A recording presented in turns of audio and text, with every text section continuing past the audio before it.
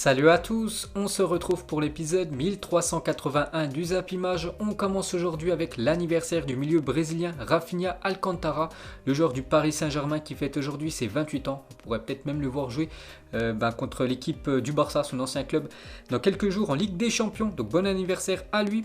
Ensuite on prend la direction du Qatar car hier il y avait la finale de la Coupe du Monde des clubs entre l'équipe du Bayern et l'équipe mexicaine des Tigres. Et c'est l'équipe européenne qui s'imposait, le Bayern s'imposait 1-0 contre les Tigres. Un but du défenseur droit français Benjamin Pavard. Donc belle victoire du Bayern qui a tout remporté cette saison. Enfin surtout sur l'année 2020 parce que cette Coupe du Monde des clubs aurait dû avoir lieu en 2020. Du coup à cause du Covid elle a été décalée en février 2021. Bref ils ont gagné la Ligue des Champions, l'UEFA Super Coupe, la Bundesliga, la Super Coupe d'Allemagne, la Coupe d'Allemagne et la Coupe du Monde des clubs. C'est la deuxième équipe de l'histoire à réaliser le sextuplé après le Barça en 2009. C'est vrai que le grand Barça l'avait fait en 2009. C'est 6 gros trophées qu'une équipe peut remporter. Donc chose faite maintenant avec cette équipe du Bayern. Félicitations à eux. Ensuite, on va parler du coach allemand Hansi Flick depuis son arrivée au Bayern Munich. Donc il avait remplacé Niko Kovac et depuis il a disputé plus de 68 matchs. Il a quand même remporté 6 trophées en 68 matchs. C'est énorme, un trophée tous les 11 matchs en moyenne pour Hansi Flick. On peut voir voilà ses stats. Donc 6 trophées, 58 victoires, 5 matchs nuls, 5 défaites depuis qu'il a pris cette équipe du Bayern. Ensuite, pour la 8e fois consécutive, un club européen remporte la Coupe du Monde des clubs. Donc on sait qu'en Europe, c'est où il y a les plus grosses équipes de la planète. Et ça se confirme, parce qu'à la Coupe du Monde des clubs, sur les 8 dernières années, c'est à chaque fois l'équipe européenne qui s'impose en Coupe du Monde des clubs. Donc le Bayern, cette année, l'année dernière, c'était Liverpool. Ensuite, il y a eu 3 fois le Real Madrid, la dernière victoire d'une équipe hors européenne. Donc c'était l'équipe brésilienne des Corinthians. C'était en 2012. Ensuite, toujours avec le Bayern Munich, donc dans quelques jours, joueront leur futur match avec le badge, voilà le badge vainqueur de la Coupe du Monde des clubs. Donc félicitations à cette équipe bavaroise. On peut voir aussi la communauté française parce qu'il y a pas mal de joueurs français qui évoluent du côté du club bavarois. Donc ils ont tous remporté un nouveau trophée hier. Ensuite, une photo de Alphonso Davids, il était très bon hier, le défenseur gauche canadien. Nouveau trophée pour cette pépite qui est vraiment très très bon. N'oubliez pas qu'il a seulement 19 ans. Ensuite, une photo de Robert Lewandowski. Donc hier, il n'a pas marqué, mais c'est lui qui est à l'origine du but de Benjamin Pavard. Donc il a reçu hier le trophée du meilleur joueur de cette Coupe du Monde des clubs. Félicitations à l'attaquant polonais. Donc il devance André-Pierre Gignac qui termine en 2e position. Donc il a le trophée bien sûr en argent. Et le 3e, c'est le milieu allemand Kimmich, lui qui remporte ce trophée en bronze. Donc félicitations à ces trois là. Et pour finir avec le Bayern Munich, donc à la fin du match, voilà, dans les vestiaires, donc ils ont sorti les maillots de ceux qui n'étaient pas là. Donc on a parlé de Jérôme Boateng, ce qu'il avait actuellement, des raisons familiales, et aussi Goretzka ou même Müller. Actuellement ils sont forfaits vu qu'ils ont le Covid, ces deux là, donc bon rétablissement à eux. Et pour finir avec cette Coupe du Monde des clubs, donc il y avait la petite finale, donc le match pour la 3e place, et c'est l'équipe égyptienne de Al Ahly qui a remporté la médaille de bronze de la Coupe du Monde des clubs en battant Palmeiras lors de la petite finale. Ça allait jusqu'à la séance de tir au but. Ensuite on revient en France, on va parler des 2 derniers matchs de Coupe de France qui avaient lieu hier. On commence avec Sochaux, une équipe de Ligue 2 recevait l'équipe de l'AS Saint-Etienne et score final 1-0 pour Sochaux. Donc l'équipe des Verts, dernier finaliste quand même de la Coupe de France, perdue contre le Paris Saint-Germain il y a quelques mois, donc déjà éliminé de cette Coupe de France dès les 32e de finale. Et regardez les stats du match, pourtant l'AS Saint-Etienne a beaucoup tenté dans ce match, plus de 21 tirs, 11 tirs cadrés, alors que Sochaux 2 tirs, un seul cadré, et c'est eux qui ont gagné ce match. Donc voilà, mauvaise opération pour l'équipe des Verts. Et il y avait aussi Angers contre l'équipe de Rennes, et Rennes aussi dernier vainqueur hors Paris Saint-Germain de cette Coupe de France. Ils ont remporté la Coupe de France en 2019, eux aussi déjà éliminés dès les 32e de finale. Et pour finir avec cette Coupe de France, du coup regardez les 16 équipes qualifiées pour la suite de la compétition. Donc après ça sera la réunification avec les clubs amateurs. Donc le prochain tour pour les équipes professionnelles, ça sera le week-end du 6 et 7 mars.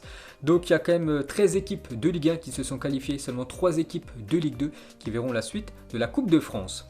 Ensuite, direction l'Angleterre, car hier il y avait de la FA Cup. On commence avec la victoire de Chelsea qui se qualifie pour les quarts de finale. Un but inscrit par l'attaquant anglais Abraham.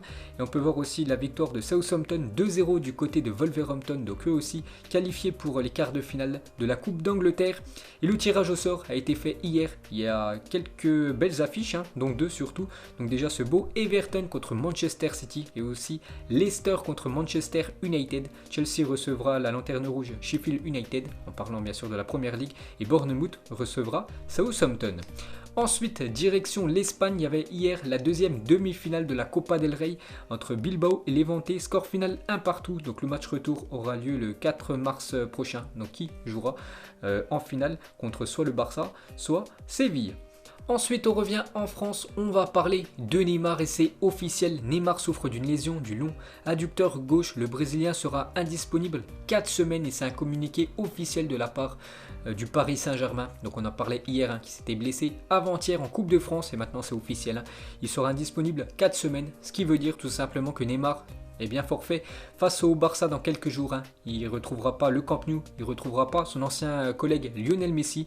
Donc voilà une sacrée info, c'est quand même un gros coup dur pour le Paris Saint-Germain. Donc toujours avec lui, il devrait même manquer le match retour certainement le 10 mars prochain. Vu que voilà, il sera toujours pas rétabli normalement Neymar, donc il devrait louper tout simplement le match aller et le match retour. Un gros coup dur pour le Paris Saint-Germain qui perd une fois de plus Neymar en huitième de finale, c'est incroyable. Et Neymar depuis son arrivée au Paris Saint-Germain, donc 103 matchs joués, plus de 79 matchs manqués à cause des blessures, souvent blessé Neymar. Donc moi, voilà, je vous l'ai dit hier, je ne sais pas pourquoi Mauricio Pochettino a pris le risque de faire jouer Neymar en Coupe de France, à quelques jours bien sûr de ce match très important du côté du Camp Nou. Ça c'est quand même la première grosse erreur du nouveau coach parisien. Donc Neymar va manquer mardi son 4e match de 8e de finale de Ligue des Champions avec le PSG, c'est énorme. Il avait déjà raté la double confrontation contre Manchester United en 2019 où le PSG s'était fait éliminer et le match retour face au Real Madrid en 2018 et là il devrait louper les deux 8e de finale cette saison. Ensuite, toujours avec lui, regardez la une du journal L'Équipe. Aujourd'hui, c'est marqué le piège de cristal. Comme en 2018 et 2019, avant les 8e de finale de la Ligue des Champions, Neymar touché aux adducteurs a déclaré forfait pour le match aller à Barcelone mardi prochain. Une blessure qui pourrait aussi lui faire rater le retour le 10 mars prochain. On a parlé juste avant. Donc le piège de cristal. Et on peut voir les dernières unes du journal L'Équipe quand Neymar avait été blessé. Donc par exemple, cher payé, une malédiction, l'éternel retour, une balle dans le pied. Donc une fois de plus, Neymar ne verra pas les 8e de finale avec le Paris Saint-Germain. Donc le Paris Saint-Germain devra faire sans lui et aussi Angel Di Maria qui est forfait mardi. Ensuite, direction l'Espagne, on peut voir la une du journal Sport et ça parle de Neymar tout en bas. Voilà, du journal aujourd'hui, Neymar ne sera pas là du côté du Camp Nou. Donc à Barcelone, je pense quand même qu'il devait être content parce que c'est quand même un joueur de très haute qualité qui sera forfait. Et c'est marqué plan PSG en une du journal Sport. Donc le Barça forcera la réapparition d'Araujo et d'Est dans le 11 de départ pour reconstruire la défense et donner vitesse et sécurité derrière. Koeman est très préoccupé par le nombre de buts que l'équipe Blaugrana concède et veut arrêter l'hémorragie. C'est vrai qu'actuellement la défense du Barça prend énormément de buts. Donc d'après ce journal Sport, on peut voir qu'ils aimeraient mettre Dest et aussi Araujo. N'oubliez pas qu'Araujo lui aussi est blessé pendant 4 semaines, donc je ne sais pas comment il va jouer. Donc j'ai dit il pourrait jouer avec des antidouleurs contre l'équipe du Paris Saint-Germain mardi. Et Ronald Araujo et les entraîneurs de Barcelone envisagent de forcer la participation de l'Uruguayen au match aller de Ligue des Champions contre le PSG le 16 février prochain. Donc il pourrait être titulaire et jouer avec des antidouleurs, le défenseur uruguayen. Ensuite, toujours avec cet énorme choc, mardi soir, donc côté Paris Saint-Germain, absence de Neymar pour l'aller et Di Maria, plus manque de création offensive. C'est vrai que Di Maria et Neymar vont manquer énormément cette équipe du PSG. Et côté Barça, défense plus que décimée avec des absences importantes en défense, manque de personnalité et de jeu. Qui voyez-vous favori pour une qualification? Donc moi je vous donnerai bien sûr mes favoris pour cette semaine de Coupe d'Europe. Je vous sortirai la vidéo lundi soir et dans le même temps. Barça PSG, il y a un autre match en même temps, ça sera Leipzig contre Liverpool. Donc côté Liverpool, les mauvais résultats s'enchaînent et une défense décimée. C'est vrai que Liverpool actuellement en première ligue, ils enchaînent les mauvais résultats. Et côté Leipzig, deuxième de Bundesliga avec des résultats plus que satisfaisants en étant la meilleure défense de Bundes. Donc là aussi, qui voyez-vous favori pour la qualification? Ensuite, on va parler de Karim Benzema et regardez l'article de RMC Sport sous contrat jusqu'en 2022 avec le Real. KB9 n'a pas encore tranché pour son avenir. Donc le Real Madrid songerait à prolonger Karim Benzema dont le contrat se termine en juin 2022. Le Français hésiterait, il voudrait être sûr avant de prolonger de toujours avoir les qualités pour évoluer au plus haut niveau. Voilà, d'après Marca, hein, donc Benzema, 33 ans, souhaiterait attendre de voir s'il est capable de jouer au plus haut niveau encore quelques années avant de prendre une décision concernant une éventuelle prolongation.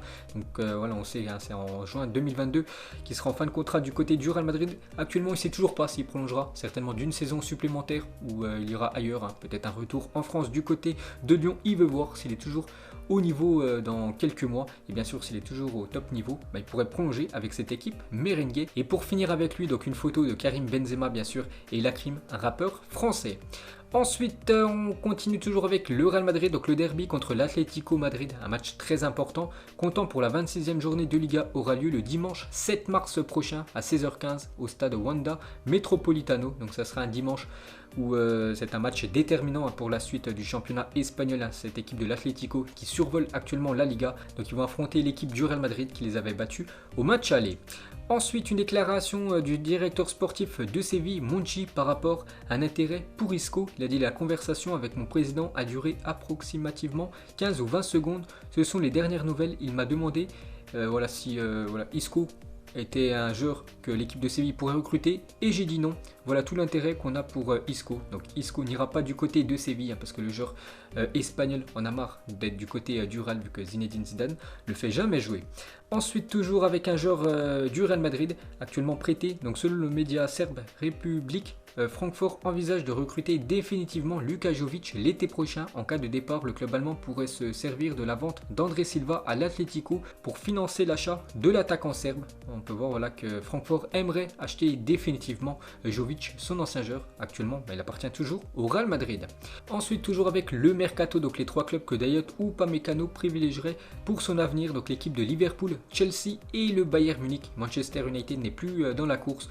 Donc moi je le vois certainement aller quand même du côté du Bayern dans quelques mois. Et un autre joueur de Leipzig aussi pourrait quitter cette équipe allemande, c'est Ibrahima Konaté, serait la priorité de Manchester United pour renforcer sa défense cet été. Donc peut-être deux défenseurs français de cette équipe de Leipzig pour aller voir ailleurs dans quelques mois. Ensuite, Chelsea est intéressé par Kai Ruiz Atil. Ce dernier se dirige vers un départ du Paris Saint-Germain pour le jeune joueur du PSG qui joue très peu bien sûr. L'arrivée de Thomas Tuchel sur le banc des Blues est un argument supplémentaire d'après Foot Mercato. Donc il pourrait prendre la direction de la Première Ligue, le jeune Parisien. Ensuite, selon Sport Bild, si Niklas Süle ne prolonge pas son contrat au Bayern et est vendu cet été, le club envisage de positionner Benjamin Pavard en défenseur central. Un arrière droit serait donc la priorité des Bavarois lors du prochain Mercato. Ensuite, le Barça devra payer 5 millions d'euros à Liverpool si Philippe Coutinho dispute encore 5 matchs avec le Barça cette saison. Le club souhaite éviter ce paiement bien sûr. Donc actuellement, bonne nouvelle pour le Barça parce qu'il est blessé. Donc s'il joue encore 5 matchs avec l'équipe du Barça, donc le Barça devra verser une prime de 5 millions d'euros de plus à l'équipe de Liverpool. Et on sait que actuellement le Barça a de gros problèmes financiers. Donc c'est pour ça qu'il risque de très peu jouer Philippe Coutinho. Ensuite, Ronald Koeman sur Samuel Umtiti par rapport à son match très compliqué avant-hier contre l'équipe de Séville. Il a dit: il a fait des erreurs comme tout le monde et cela fait partie du football. Ce n'est pas juste de cibler car l'équipe était bonne. Donc il a dit ça en conférence de presse, mais c'est vrai qu'Umtiti actuellement il a de grosses difficultés. Ensuite, officiel, la Spezia, donc une équipe de Serie A, passe sous le giron américain racheté par la famille Platek. Donc une petite info sur cette équipe italienne, la Spezia, équipe promue cette année, donc rachetée par un homme d'affaires américain. Ensuite, il y a quelques années en Serie A, donc deux joueurs maintenant qui évoluent du côté de la Première Ligue, bien sûr, Paul Pogba et Mohamed Salah, quand il évoluait du côté de la Fiorentina. Ensuite, Dominique Calvert-Lewin va manquer 6 à 8 semaines de compétition suite à une blessure aux ischio-jambiers. Et ça, c'est une très mauvaise nouvelle pour l'équipe de Everton parce qu'il a marqué beaucoup de buts. L'attaquant anglais en Première Ligue cette saison et devrait louper quasiment 2 mois de compétition. Ensuite, l'Ajax Amsterdam souhaiterait devenir le propriétaire de son stade, la Johan Cruyff Arena. Le légendaire club néerlandais verse chaque année plus de 10 millions d'euros de loyer à la ville d'Amsterdam, vu que ils sont pas propriétaires du stade. Donc ils aimeraient l'acheter définitivement ce stade, comme ça leur éviterait de verser plus de 10 millions d'euros à la mairie. Ensuite, en 2019, 40 petits garçons ont été appelés Gignac selon le registre civil de Nuevo León, la province de Monterrey, où joue bien sûr André-Pierre Gignac du côté des Tigres. Donc il y en a beaucoup qui appellent leur fils Gignac par rapport bien sûr à André-Pierre Gignac, qui est une légende quand même du côté du Mexique. Et pour finir ce Zap Image, donc les joueurs qui auraient dû remporter le Ballon d'Or depuis 2010 selon le journaliste Paulo Condo. Donc vous êtes du même avis ou non? Donc vous mettrez tout ça en commentaire. Donc voilà les gars, la fin de ce Zap Image 1381. Donc si ça vous a plu, un petit like, on se retrouve demain pour le prochain épisode. Ciao à tous.